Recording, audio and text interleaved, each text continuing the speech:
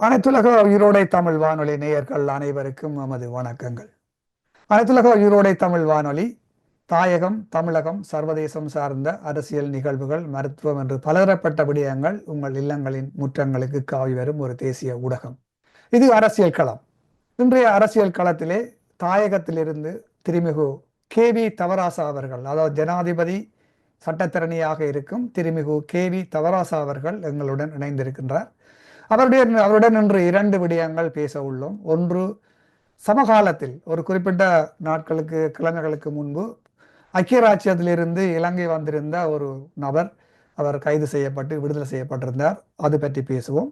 அதை அடுத்து இன்று நாங்கள் இப்பொழுது பேசிக்கொண்டிருக்கின்ற இந்த நேரத்தில் இன்றைய நாள் தமிழரசு கட்சியினுடைய கூட்டம் தாயகத்திலே நடைபெற்றது. அங்கு என்ன விஷயங்கள் நடைபெற்றது என்பது பற்றி மக்களுக்கு அறியப்படுத்த வேண்டியது எங்களுடைய ஒரு ஊடகத்தினுடைய கடமை. அந்த வகையிலே நாங்கள் திருமிகு தவராசா அவர்களை வரவேற்றுக் கொள்கின்றோம். வணக்கம் ஐயா. வணக்கம். வணக்கம். ஒரு சில கிழமைகளுக்கு முன்பு ஐக்கிய ராச்சியத்திலிருந்து இலங்கை வந்திருந்த ஒரு ஈழத்தமிழர் கைது செய்யப்பட்டிருந்தார். அவர் மேல் போடப்பட்ட வழக்கு அவர் ஐக்கிய ராச்சியத்திலே இந்த உலகத்தமிழர் பேரவையுடன் இணைந்து பணம் சேகரித்தார் என்பதுதான் அந்த வழக்காக பதியப்பட்டிருந்தது. 2009ஆம் ஆண்டுக்கு பிற்பாடு ஐக்கிய ராச்சியம் வந்ததாகவும் 2012ஆம் ஆண்டு அவர் மேல் ஒரு வழக்கு தாக்கல் செய்யப்பட்டிருந்ததாகவும் நாங்கள் அறிகின்றோம். இது பற்றி உங்களுடைய விளக்கங்கத்தை கொஞ்சம் தாருங்கள். இது ஏனென்று சொன்னால், நாங்கள் புலத்திலே இருக்கின்ற பல செயற்பாட்டாளர்கள் இன்றும் தாயகம் பெற முடியாத நிலைமையிலே இருக்கின்றார்கள். இதனுடைய விளைவுகள், இது உண்மையிலேயே திட்டமிட்டு செய்யப்பட்டதா, அல்லது புலத்திலே இருக்கின்ற மற்ற செயற்பாட்டாளர்களுக்கும் ஒரு பயமுறுத்தலை ஏற்படுத்துவதாக செய்யப்பட்டதா, அல்லது இன்னொரு விடயமாக நாங்கள் அதை ஆராய்ந்து பார்க்க வேண்டும். ஏனென்று சொன்னால், இன்று புலம்பெயர் தேசத்திலே யாராலும் அங்கீகரிக்க முடியாத, ஒருத்தராலும் அங்கீகரிக்கப்படாத ஒரு GTF என்று சொல்லப்படுகின்ற உலகத்தமிழர் பேரவை எந்த காலத்திலுமே களத்திலே இறங்கி வீடுகளுக்கு சென்று பணம் சேகரித்தது கிடையாது. அப்படி இருக்கும் பொழுது இன்று அந்த GTF என்ற அமைப்பு தாயகத்திலே இன்று அந்த இமாலய பிரகடனம் என்ற அந்த முன்பு ஏற்கனவே அவர்கள் அந்த ஒரு கூட்டம் ஒன்று பௌத்த பிக்குகள் எல்லாருடன் சேர்ந்து ஒரு தீர்மானத்தை நிறைவேற்றி இருந்தார்கள். இப்பொழுது அங்கு கொழும்பிலும், கிளிநொச்சி, யாழ்ப்பாணம் போன்ற இடங்களிலே அந்த மகாநாடுகள் நடத்துவதற்காக, இமாலய பிரகடனத்தை நோக்கி மகாநாடு நடத்துவதற்காக வந்திருக்கின்றார்கள். இது அவர்களுக்கு ஒரு வெள்ளை அடிக்கும் ஒரு விடயமாக இருக்கும் என்று நீங்க நினைக்கின்றீர்களா? உங்களுடைய கருத்தை, நீங்களாம் இந்த வழக்கிலே சட்டத்தரணியாக ஆஜராகி இருந்தீர்கள், உங்களுடைய கருத்தை பதிவு செய்யுங்க. இந்த விடயத்தை பொறுத்தவரைக்கும் நிச்சயமாக நாங்கள் கலந்துரையாட வேண்டும். ஏனென்றால் அரசியலுக்கு அப்பால் இது ஒவ்வொருவரும், இந்த உறவுகள் அனைவரும் தெரிந்து கொள்ள வேண்டிய விடயம், முக்கியமான விடயமாகும். ஏனென்றால் 2009ஆம் ஆண்டு யுத்தம் மௌனிக்கப்பட்ட பின்னர் ஆயிரக்கணக்கான இளைஞர்கள் யுவதிகள் கைது செய்யப்பட்டார்கள். அப்பாவிகள் கைது செய்யப்பட்டு அதன் பிறகு பெரும்பான்மையோர்கள் விடுதலை செய்யப்பட்டார்கள். அதிலே இந்த இப்பொழுது நவம்பர் 30ஆம் தேதி கைது செய்யப்பட்ட பிரித்தானிய பிரஜையும் கைது செய்யப்பட்டு விடுதலை செய்யப்பட்டார். 2009ஆம் ஆண்டு விடுதலை செய்யப்பட்ட பின்னர் அவர் அதன் பிறகு 2010ஆம் ஆண்டு பிரித்தானியா சென்று 2024ஆம் ஆண்டு நவம்பர் மாதம் 30ஆம் தேதி வரைக்கும் அவர் இலங்கைக்கு விஜயம் செய்யவில்லை.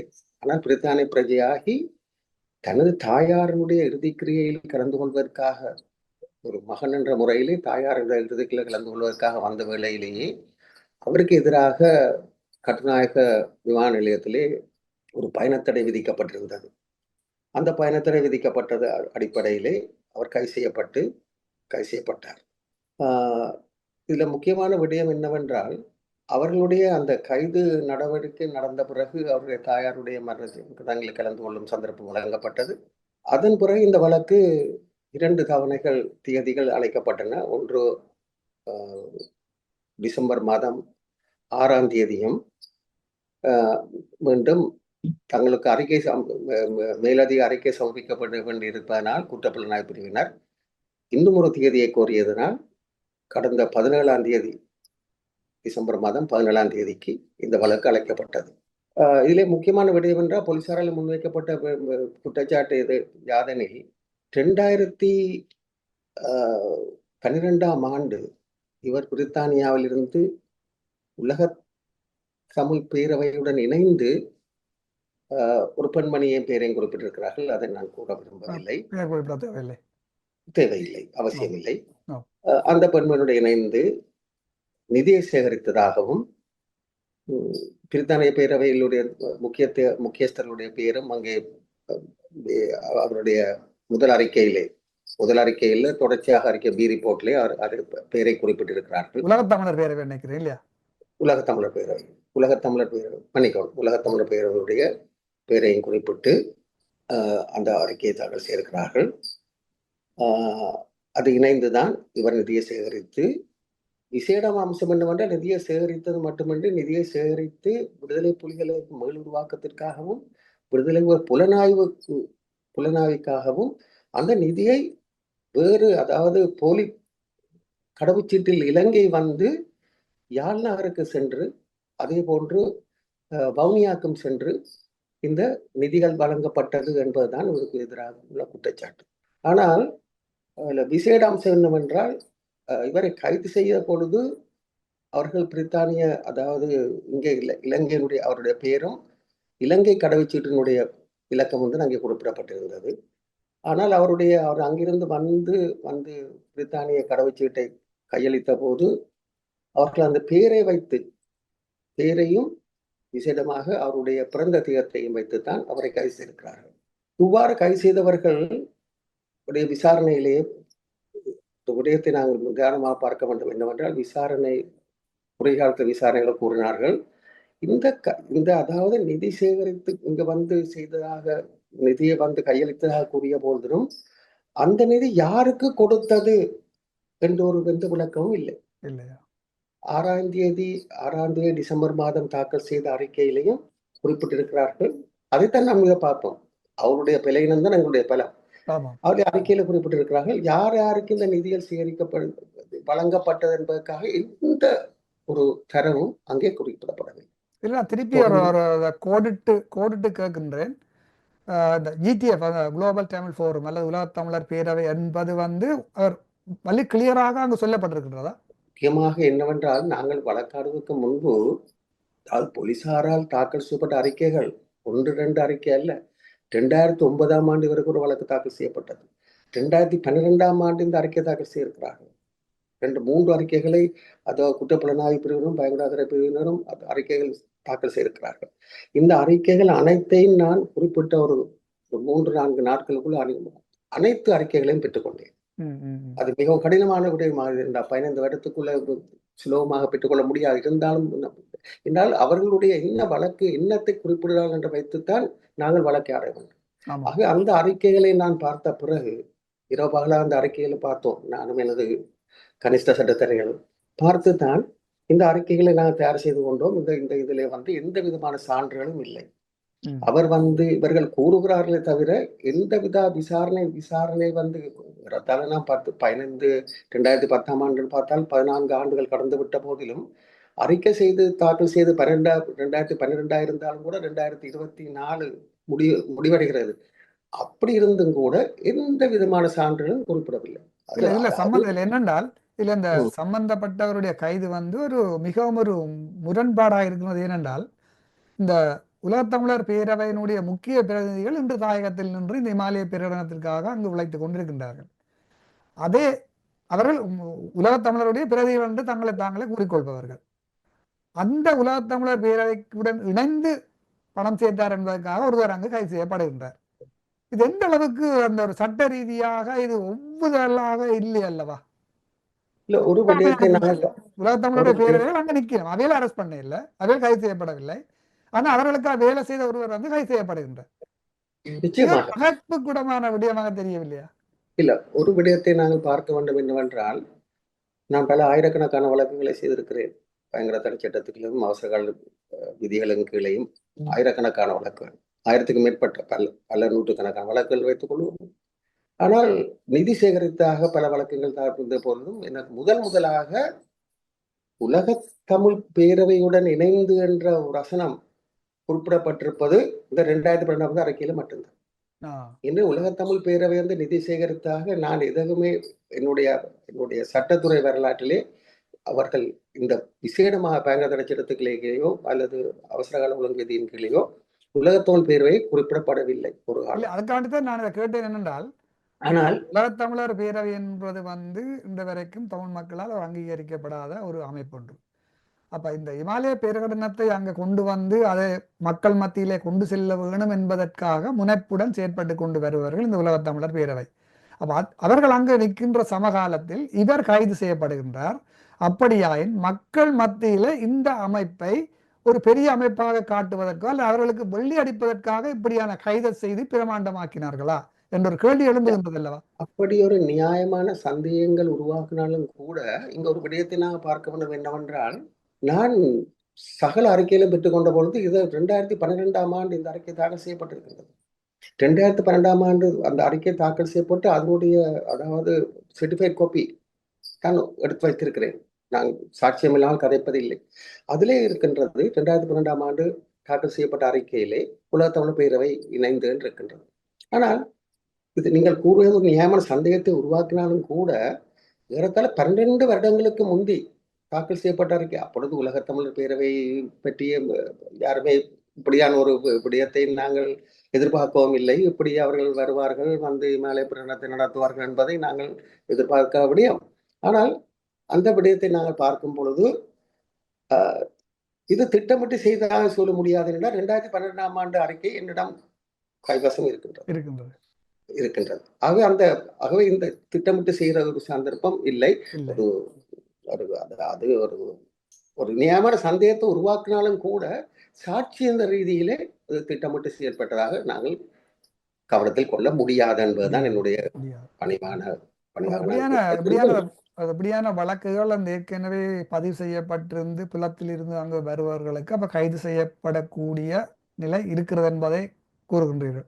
இல்ல, நாங்கள் முக்கியமாக இந்த வழக்கை பொறுத்த வரைக்கும் நான் அதிகமாக இந்த வழக்கு நான் பல ஆயிரக்கணக்கான வழக்கில் இருந்தாலும் கூட இந்த வழக்கு தனிப்பட்ட ஒரு பிரித்தானிய பிரஜையை பாதித்தாக இருந்தாலும் கூட முழுதும் எங்களுடைய உறவுகள் அனைவருமே, அதாவது ஈழத்திலே இருந்து புலம்பெயர்ந்து எங்கள் உறவுகள் அனைவருக்கும் ஒரு பாதிப்பை உண்டாக்கிய வழக்கு இது என்பதை மறந்துவிட முடியாது.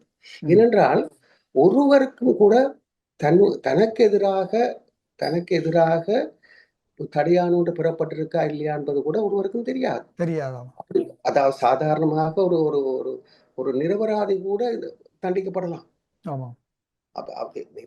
அப்படியான ஒரு வழக்கு என்றபடியே எனக்கு பல நூற்றுக்கணக்கான தொலைபேசி அழைப்புகள் வந்தன. முகமுக நூல்களிலேயும் வந்து எப்படியாவது இந்த வழக்கை இவர் எப்படியாவது இந்த வழக்கில் இருந்து நீங்கள் இது அதாவது செய்ய வேண்டும் என்பதை மிகவும் பணிவான கோரிக்கைகள் வைத்தார்கள். என்னை பொறுத்தவரையிலும் எனது உறவுகள் அனைவருக்கும் யாராயிருந்தாலும் வந்து இப்படி நாங்கள் ஒரு குற்றம் செய்திருந்தால் அது வேறு விடயம், அது வழக்காடிட்டு போவோம். ஆனால் இது வந்து எல்லோருக்குமே பிரச்சனை. எனக்கு தெரியக்கூடியதாக பலர் வந்து பல பயணிகள் வந்து எங்களுடைய உறவுகள் அது ஏர்போர்ட்ல இருந்து திரும்பி போனவர்களும் இருக்கிறார்கள். அப்படி மனப்பயம் ஒன்று இருந்தது அவர்களுக்கு, எப்படி போவது என்று சொல்லி தெரியாது. ஏனென்றால் ஒரு விடயத்தை நான் தெளிவாக கூற வேண்டும் என்னென்றால், இப்பொழுது வைப்போமே, ஏ கைது செய்யப்படுகிறார், பேரை விடுவோம். ஏ கைது செய்யப்படும் பொழுது அவர் பியுடைய பேரை குறிப்பிடுகிறார். பியும் நானும் சேர்ந்துதான் செய்தோம் என்று குறிப்பிடுகிறார். அவர் பியோடு சேர்ந்து செய்தாரா இல்லையா என்பது வேறு விடயம். அது வேறு விடயம். ஆனால் பியையும் குறிப்பிடும் பொழுது அவர்கள் அறிக்கையை தாக்கல் செய்யும் பொழுது எப்படி அதாவது இப்ப இந்த பிரித்தானியிலிருந்து வந்த இந்த பிரஜைக்காக எதிராக ஒரு அறிக்கை தாக்கல் செய்யவில்லை. கொட்டகையில் இருக்கின்ற பெண்மணியினுடைய பேரையும் குறிப்பிட்டு இவர்கள் இருவருக்கு எதிராகத்தான் தடையான அதாவது பயண தடை விதிக்கப்பட்டிருக்கிறது. இருவருக்கு எதிராகத்தான் வழக்கு தாக்கல் செய்யப்பட்டிருக்கிறது. ஆகவே அறிக்கையில் தாக்கல் செய்யப்பட்டிருக்கிறது. ஆகவே தெரியாம இருக்கலாம். ஆமா. ஆகவே இல்ல இப்ப நாங்கள் நாங்கள் வந்து இப்படி இன்னொன்றே பார்க்கலாம். என்னன்னு சொன்னால் இப்ப இருக்கிற அந்த ஏகேடியினுடைய அரசு இவர்களே ஏற்கனவே ஒரு புரட்சி செய்து இலங்கையிலே 2 தரம் புரட்சி செய்து 2 தரம் தோல்வி பெற்ற ஒரு ஜேவிபி அமைப்பு. அந்த ஒரு புரட்சி அமைப்பிலிருந்து வந்தவர்களே தமிழர்களுக்கு இப்படியான தாங்கள் யார் என்பதை மறந்து ஈழத்தமிழர் தங்களுடைய நியாயமான, நேர்மையான, நீதியான, நிம்மதியான வாழ்வுக்காக போராடிய போராட்டத்தை கூட கொச்சைப்படுத்தி இன்றும் ஈழத்தமிழர்களுக்கு இப்படியான அநியாயங்கள் செய்யும் பொழுது இவர்களை எப்படி நம்புவது? இவர்கள் எப்படி நேர்மையாக தமிழர்களுக்கான அரசியல் தீர்வை தருவார்கள் என்ற ஒரு கேள்வியும் எழுகின்றது அல்லவா? நிச்சயமாக எல்லோருக்கும் அதாவது ஒரு மாற்றம் வேணும் என்பதற்காக, ஒரு மாற்றத்தை ஏற்படுத்த வேண்டும் என்பதற்காக விசேடமாக பார்க்க போனால் நான் எதிர்பார்க்கவே இல்லை. இப்பொழுது உதாரணமாக சொல்லுவோம்னா, யாழ்ப்பாணம் எங்களுடைய, அதாவது எங்களுடைய தலைநகரம் என்று திருவண்ணாமலை கூறினாலும் கூட, யாழ்ப்பாணம் தான் எங்களுடைய வடக்கு, அதாவது தெற்குல உள்ளவர்களுக்கு யாழ்ப்பாணம் என்றால் தான் அவர்களுக்கு முக்கியமாக அது எங்களுடைய தலைநகரம் என்று கூறுவோமே. ஆமா. அந்த யாழ்ப்பாணத்திலே தமிழ் தேசியத்தினுடைய அந்த யாழ்ப்பாண மண்ணிலே ஒரு பிரதிநிதி கூட இம்முறை தேர்வு செய்யப்படவில்லை. இதை பார்க்க வேண்டும். இது மக்களுடைய பிழையும் சொல்லப்பட முடியாது. அது எங்களுக்கு இல்ல, கட்சியில் மக்கள் பிழை அதிகாரம் இல்லை. முன்பு இருந்தவர்கள் விட்ட பிழையால் தான் மக்கள் இப்ப இப்படியான தெரிவுக்கு போக வேண்டி வந்தது. மக்கள், நான் நேரடியாக பலரோடு உறவாட கூட சந்தர்ப்பம் கிடைத்தது. என்னால் நாமல் கதைப்பதை விட நாங்கள் எங்களுடைய கருத்துக்களை சொல்வதல்ல, மக்களுடைய பிரச்சனைகளை உள்வாங்க வேண்டும். நிச்சயமா, நிச்சயமா. மக்களுடைய தேவைப்பாடுகள், மக்கள் என்னத்தை எதிர்பார்க்கிறார்கள் என்பதை நாங்கள் கேட்டுக்கொண்டாதான் நாங்கள் அவர்களுக்கு ஏதாவது செய்ய முடியுமா என்று பார்க்க முடியும். நிச்சயமா, நிச்சயமா. உங்களுக்காக மக்கள் இல்ல, கட்சிக்காக மக்கள் அல்ல, மக்களுக்காக தான் கட்சி, மக்களுக்காக தான் தலைவர். ஆமா, தலைவருக்காக மக்கள் இல்ல, மக்கள் இல்லையா? இதுகளை எத்தனை தலைவர் புரிஞ்சு கொண்டு இருக்கணும்ன்றது ஒரு கேள்விக்குறியா இருக்கு. ஆனா அந்த வகையில பார்க்கும் பொழுது வன்னிய பார்ப்போமே, வன்னியில பார்த்தா வவுனியா தான் வன்னியில தலைநகரம் இருப்போமே, வவுனியால கூட ஒரு ஆசனம் கூட பெற்றுக்கொள்ளவில்லை. 100க்கு 20% வாக்குகளோடு நாங்கள் பெற்றுக்கொள்ள இல்லை என்றால் என்ன பாரம்பரிய கல்வி, அந்த நிலைமைக்கு தள்ளப்பட்டிருக்கிற விஷயம். அது எங்களுடைய அரசியல் முரண்பாடு ஒரு பக்கம் வைப்போம். ஒரு தமிழ் மகன் என்ற முறையில, தமிழ் பெற்றாளன் என்ற முறையில என்னுடைய கருத்தை சொல்லுகிறேன். கவலைக்குரிய விடயம் அது ஒரு பக்கம் இருக்கட்டும். ஆகவே இந்த விடயத்தை பொறுத்த வரைக்கும் என்னவென்றால், உங்களுக்கு எல்லோருக்கும் தெரியும், நான் கூற வேண்டியதில்லை. நான் பல பயங்கர தடை சட்டத்திலே கைது செய்யப்பட்டு 89ஆம் ஆண்டு போராட்டத்திலே ஆயுதம் ஏந்தியவர்கள் இன்று ஆட்சி புரிகிறார்கள் என்பதை நாங்கள் மறப்பதற்கு இல்லை. ஆகவே ஆயுதம் ஏந்தி 89ஆம் ஆண்டு புரட்சியின் போது, ஆயுத புரட்சியின் போது பலர் கைது செய்யப்பட்டு பலருக்காக நான் வாதாடி பலரை விடுதலை செய்திருக்கிறேன் நீதிமன்றத்திலே. அது ஆயுத போராட்டம் என்ற முறையிலே அவர்களுக்கு நாங்கள் எங்களுடைய கடமையை செய்ய வேண்டும் என்பதற்காக சட்டத்தரணி என்ற முறையில் அந்த கடமைகளை செய்தோம். அது ஒரு விடயம் இல்லை. ஆனால் அவர்கள் எவ்வளவு தூரத்திற்கு அவர்கள் நடந்து கொண்டார்கள் என்பது எல்லோருக்கும் தெரியும், ஓரளவு தெரியும். அதை இப்போதைக்கு மக்களை பல சொல்ல முடியாது என்றால், மக்களுக்கு அதை நினைவைத்துக் கொள்ள நிலையிலே மக்கள் இல்லை. மக்கள் இல்ல, அது மக்கள் நினைவைத்துக் கொள்ளக்கூடிய நிலையில மக்கள் நிலைமை இல்லை. மக்கள் எத்தனையோ பிரச்சனை, பொருளாதார பிரச்சனை, வாழ்வாதார பிரச்சனை, அதாவது வாழ்க்கை திறமே மாறுபட்டிருக்கிறது போல எல்லோருக்கும் தெரியும். வடக்கிலே பார்ப்போமா இருந்தால் பழைய வடக்கு அல்ல, நான் வெளிப்படையாக கூறுகிறேன், அந்த வாழ்க்கை முறையே மாற்றமடைந்தது. ஆகவே அதாவது சில விடயங்களை நான் கவித்துக் கொள்கிறேன். ஆனால் அப்படியான நிலைமையில் தான் இருக்கிறது. ஆனால் 2006ஆம் ஆண்டு என்ன நடந்தது, வடக்கு கிழக்குக்கு என்ன நடந்தது, எப்படி பிரிக்கப்பட்டது, பீட்டோமில் நடந்தது, அப்படி பட்டியலிட்டு கொண்டே நிறைய இது பற்றி நாங்கள் ஏற்கனவே எங்களுடைய காணொலிகளில் நாங்கள் இது சம்பந்தமாக பேசியிருக்கின்றோம். இந்த தடை விஷயத்தில் கூட பாத்தீங்கன்னா 2009ஆம் ஆண்டு ஆயுதம் மௌனிக்கப்பட்ட பின்னர் கோத்தபாயா கிட்டத்தட்ட 450 புலம்பெயர் அமைப்புகளையும் 450 அந்த உள்ளடங்களாக தனிநபர்களையும் தடைப்பட்டியலை கொண்டு வந்தார்கள். அப்பொழுது அவர்கள் தடைப்பட்டியலில் கொண்டு வந்த போது எத்தனை பேர் உயிரிழந்திருக்கிறார்கள், எத்தனை பேர் இறைபதம் அடைந்து விட்டார்கள் என்று கூட ஒரு கணக்கு இல்லாமல் 450 பேரை பட்டியலில் சேர்த்தார்கள்.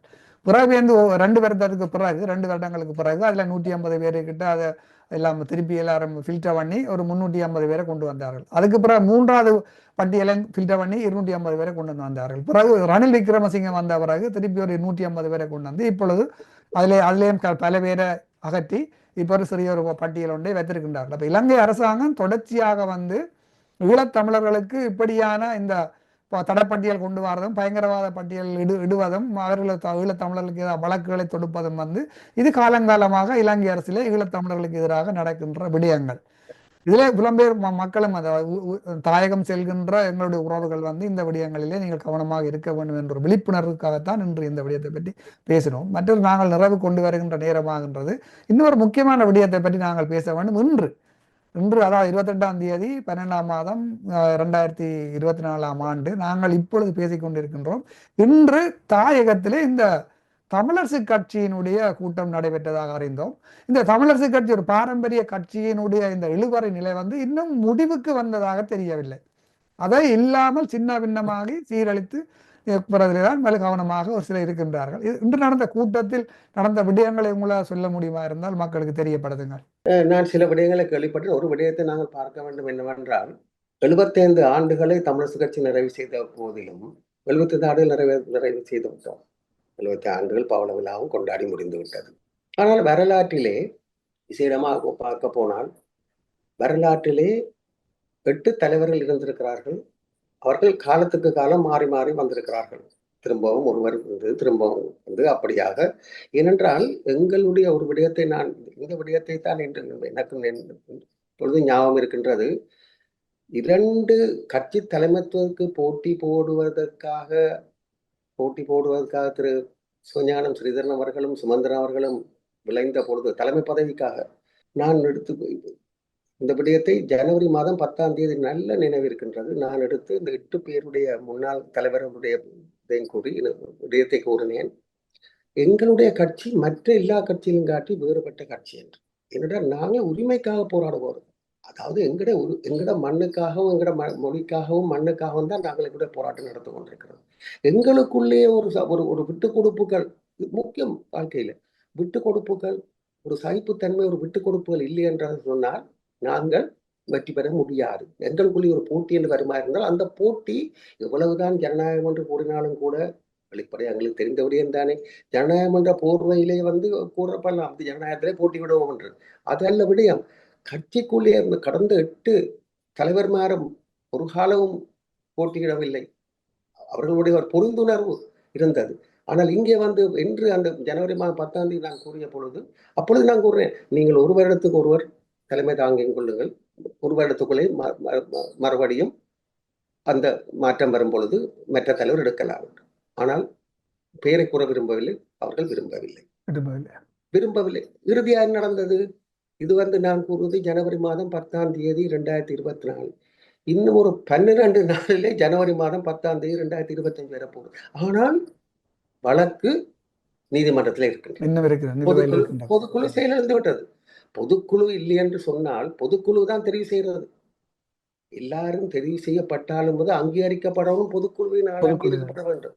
இன்றைய கூட்டத்தின் முடிவு என்ன? எப்படி இன்றைய கூட்டத்துக்கு ஒரு விசேடமான இன்றைய கூட்டம் ஒரு கேலி கூத்தாகத்தான் நடந்திருக்கிறதா என்னால் கூற முடியும். ஏனென்றால் ஒரு கட்சிக்கு ஒரு தலைவர் தான் இருக்க முடியும். யாரோ சரியாக இருப்பலையோ, அதாவது கட்சிக்கு ஒருத்தர் தான் தலைவராக இருக்க முடியும். 2 தலைவர் இருக்க முடியாது. ஆகவே இப்பொழுது என்ன நடந்திருக்கின்றது? இதுதான், அதாவது மத்திய குழு இன்று கூடப்பட்டதாக கேள்விப்பட்டேன். நான் கட்சியிலே 14 வருடங்கள் இருந்து தொடர்ந்தும் என்னோட இனத்துக்கு துரோகம் செய்து கொண்டோ இனத்துக்கு துரோகம் செய்கிற செயல்பாட்டில் நான் கலந்து கொள்ள விரும்பாபடியே நான் விலகிவிட்டேன். ஆனால் இப்பொழுது நான் பேசுகிறேன் தமிழரசு கட்சியினுடைய ஒரு அனுதாபியாக பேசவில்லை. ஒரு மக்களில் ஒருவனாக, தமிழ் தேசிய பற்றாளனாக, மக்கள் ஒருவனாகத்தான் என்னுடைய கருத்துக்களை முன்வைக்கிறேன். ஒரு விடயத்தை நாங்கள் பார்க்க வேண்டும் என்னவென்றால், தமிழரசு கட்சியினுடைய அதாவது மத்திய குழுவிலே ஒரு மத்திய குழுவினால் ஒரு தீர்மானம், மத்திய குழுவில் ஒருவர் விலக்குவதா இருந்தால் கூட மத்திய குழு தீர்மானம் எடுக்க முடியாது. அது பொதுக்குழுவால் அங்கீகரிக்கப்பட வேண்டும். உதாரணமாக நான் கூறுகிறேனே, 2021ஆம் தேதி ஜனவரி மாதம் அங்கே தேர்தல் நடைபெற்றது. அப்பொழுது கட்டி அணைத்து நாங்கள் ஒரு அணியாக செல்வோம் என்று கூறியவர்கள் மறுகவும் 2 அணியானார்கள். ஒருவர் செயலாளர் கேட்டார், அது பிரச்சனையா வந்தது. அங்கே மத்திய குழுவிலே முடிவு எடுக்கப்பட்டு பொதுக்குழு அழைக்கப்பட்டது என்றால் பொதுக்குழு அங்கீகரிக்க வேண்டும். பொதுக்குழு அங்கீகரிக்கிறதுல பிரச்சனை வந்தபடியால் தான் பிரச்சனை வந்தவுடன் நீதிமன்றத்துக்கு சென்று இப்பொழுது நீதிமன்றத்தில் வழக்கு இருக்கின்றது.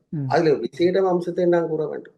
நான் ஸ்ரீதரனுக்காக வேண்டும், தெரிவு செய்யப்பட்ட நாடாளுமன்ற உறுப்பினர் ஸ்ரீதரனுக்காக வேண்டும், கோதாசனுக்காக வேண்டும் நான் ஆஜரானேன் அந்த வழக்கில் நீதிமன்றத்தில்.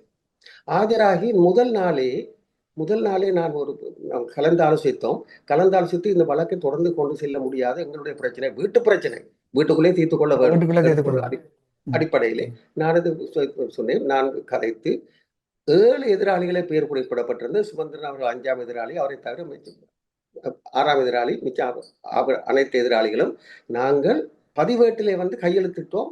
அதாவது வழக்காளி கோருகிற நிவாரணங்களை வழங்குகிறோம் என்ற பிரச்சனையை முடிக்க வேண்டும். பிரச்சனையை முடிச்சு நாங்கள் பொதுக்குழுவை கூட்டி தெரிவு செய்து கொள்ளலாம். ஆனால் அன்று கையெழுத்து விட்டு 6 பேர் கையெழுத்து விட்டார்கள். அன்றைய தினம் திரு சுமந்தர் கௌரவ உறுப்பினர், முன்னாள் நாடாளுமன்ற உறுப்பினர் சுமந்தர் அவர்களுக்கு வர முடியவில்லை தாயார் இறுதிக்கிரிய காரணமாக. பிறகு அவர் வந்தார், பிப்ரவரி மாதம் 5ஆம் தேதி வந்தார். அவரும் மற்ற இருவரும், அதாவது கட்சிக்குள்ள எங்களோட கையெழுத்து வைத்தவர்கள் இருவருமா சேர்ந்து, கையெழுத்து வைத்த பிறகு பேரை குறிப்பிட விரும்பவில்லை, கையெழுத்து வைத்த பிறகு 3வருமா சேர்ந்து ஒரு சத்திய கருத்தை அணைத்தார்கள். தாங்களுக்கு நாங்கள் இந்த நிவாரணம் கொடுக்க விரும்பவில்லை என்று. ஆனால் விசேட அம்சம் என்னவென்றால், கொடுத்திருந்தால் வழக்கு எப்பயும் முடிஞ்சிருக்கும். 7 மாதத்துக்கு பிறகு அந்த 3வரும் திரும்பவும் சத்திய கடிதம் கொடுத்து சத்திய கடிதத்தை தாக்கல் செய்துவிட்டு கூறுகிறார்கள், நாங்கள் வழக்காளனுடைய வேண்டுதலை, அதாவது அவருடைய கோரிக்கைகளை, அவருடைய வேண்டுதல்களை நாங்கள் பூர்த்தி செய்கிறோம் என்று கூறுகிறார். என்ன விடயம் என்றால், ஒரு விடயத்தினை பார்க்க வேண்டும். இப்பொழுது தமிழிசை கட்சியினுடைய மத்திய குழுவுக்கு பதில் தலைவராக சிவஞானம் ஸ்ரீதரன் CVK சிவஞானம் நான் கேட்கிற ஒரே ஒரு கேள்வி என்னென்றால், தலைவர் இல்லாத வேளையிலே தான் உபதலைவர் தலைமை தாங்க. இது ஒரு பாலகனுக்குன்னு தெரியும். இப்ப நாங்க நீதிமன்றத்துக்கு போனா ஆக்டிவ் மேஜிஸ்ட்ரேட் இல்ல ஆக்டிங் மேஜிஸ்ட்ரேட் வரலாம், சரியோ? அப்ப மத்திய குழுவுல இவர் தலைமை தாங்கிறாராம். அரசியல் குழுவுல மாவை சேனாதிராஜா தலைமை. நாங்கள் நிறைவு கொண்டு வரும் நேரம் வந்து விட்டது. இல்ல ஒரு விடயத்தை மட்டும் நான் கூறிக்கொண்டேன் என்று சொன்னால், இப்ப தாயத்திலே இந்த வீடு காலத்துக்கு காலம் பிரித்து புது ஓலை போட்டு மேய்வார்கள். அதுபோன்றுதான் இந்த தமிழரசு கட்சி இந்த வீடு திருப்பி ஒரு பிரித்து மேயப்பட வேண்டிய ஒரு அரசியல் கட்சியாகத்தான் இன்று செயற்படுகின்றது. இங்கு இருக்கின்ற இந்த முதியோர்கள் அனைவரையும் அகற்றி இளையோர்கள் இதில் வருவதற்கான வேலை திட்டங்களை முன்னெடுக்க வேண்டியது அந்த கட்சியில் இருக்கின்ற அங்கத்தவர்கள் மட்டுமன்றல்ல, மக்களும் இதில் விழிப்புணர்வாக செயற்பட வேண்டும் என்பதுதான் எங்களுடைய பார்வையாக இருக்கின்றது. இன்றைய சந்தர்ப்பத்தில் நீங்கள் கலந்து கொண்டு 2 விடயங்களை பற்றி பேசியிருந்தீர்கள். இந்த தடைப்பட்டியலில் இருந்தவர் அங்கு அவர் கைது செய்யப்பட்டமையும், மற்றது தமிழரசு கட்சியில் இன்று நடந்த கூட்டம் பற்றியும் கூறியவர்கள். எங்கள் அந்த தரப்பட்ட அந்த நேர ஃப்ரேமுக்குள் நான் முடிக்க வேண்டிய ஒரு நிர்பந்தத்தில் இருக்கின்றபடியால் நான் இந்த நேர்காணலை நிறைவு செய்துள்ளோம். உங்கள் நேரத்தை ஒதுக்கி எங்களுடன் கலந்து பேசியதற்காக மிக்க நன்றி. வணக்கம். இந்த சந்தர்ப்பத்தை வழங்கிய உங்களுக்கும் என் உறவுகளுக்கும் எனது வணக்கத்தை, நன்றியும் தெரிவித்துக் கொள்கிறேன். எமது பார்வையாளர்களுக்கு வணக்கம். மக்களின் குரலாய் ஓங்கி ஒலிக்கும் இலக்கு மின்னிதழ் மற்றும் உயிரோடை தமிழ் வானொலி ஆகிய இவ்விரு ஊடகங்களும் உங்களைப் போன்ற எமது நேயர்கள், நண்பர்களின் ஆதரவிலேயே இயங்கி வருகின்றன. மிக குறைந்த வளங்களுடன் பல இடர்கள் மற்றும் தடைகளை தாண்டி பயணிக்கும் எமது ஊடகங்களின் பணிகள் மேலும் வளர உங்களால் முடிந்த நிதியுதவியை வழங்கி இன்னும் காத்திரமான செயற்பாடுகளை முன்னெடுக்க உதவுமாறு மிகவும் பணிவன்புடன் வேண்டி நிற்கின்றோம். உங்கள் பங்களிப்பு உங்களின் உரிமை குரலாய் ஓங்கி ஒலிக்கும். நன்றி.